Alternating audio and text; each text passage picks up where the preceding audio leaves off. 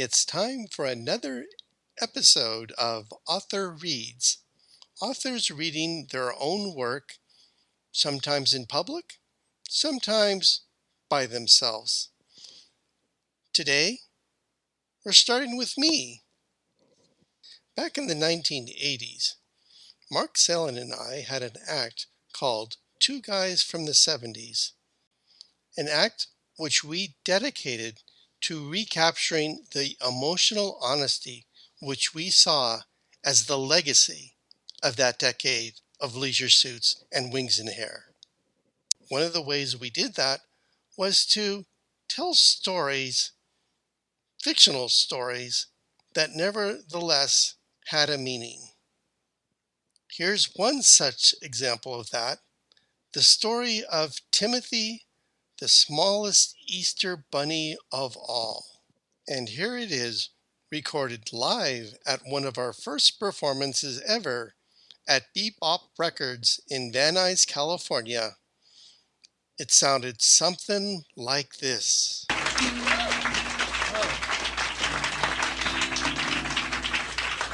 Mark, I'd like to put away my guitar here for a moment. Wow, Dan. But we rehearsed it with you doing the guitar. We got to keep it spontaneous, Mark. I read somewhere that to be an effective performer, you really have to share and open up with your audience something about who you are. And I'd like to take that opportunity here now. As many of you know, it's Easter time soon. Dan, before you go too far, I know you're sharing with the audience, but if I could just play along, because I'd really like to share with you. Very special, Mark. Thank you. Yeah.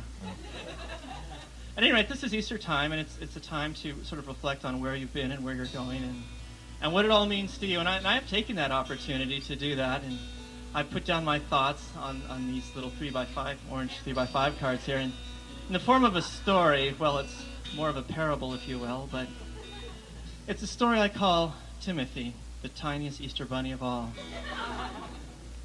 Timothy was the smallest Easter bunny, and no one ever let him hippity-hop down the Easter trail.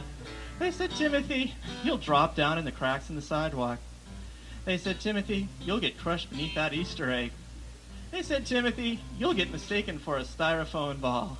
And off went all the other little rabbits hopping down the Easter trail, hiding their little Easter eggs and, twitching their cute little Easter egg noses. But you know, Mark, the littlest nose twitched not, only sniffled as tiny tears fell from the tiny little chin.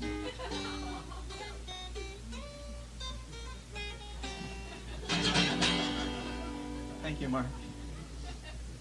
Then, Timothy noticed that one by one, all the larger rabbits, well, they were getting shot by farmers or run down by dogs or getting caught in traps. And Timothy realized that if he didn't do anything, why, there just wouldn't be any Easter eggs to be hidden in time for Easter Sunday. "Oh, won't the children be sad?" said little Timothy. "All the rest of the rabbits they're shot or run down or lie mangled in traps.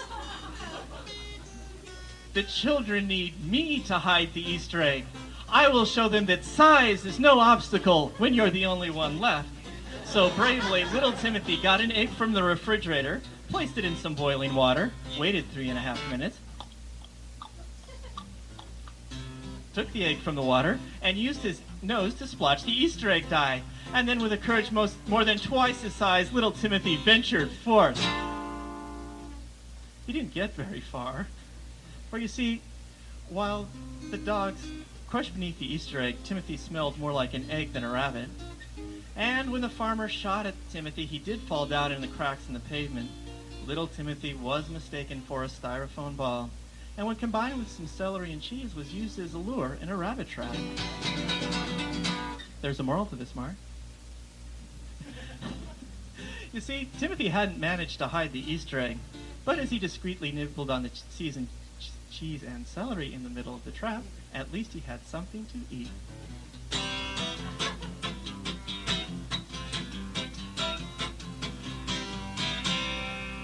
All right, Dan. Thank you very much.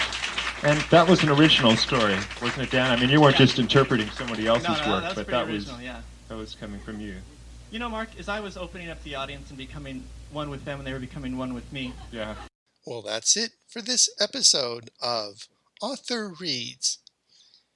questions, comments, feel free to email us at djng@earthlink.net.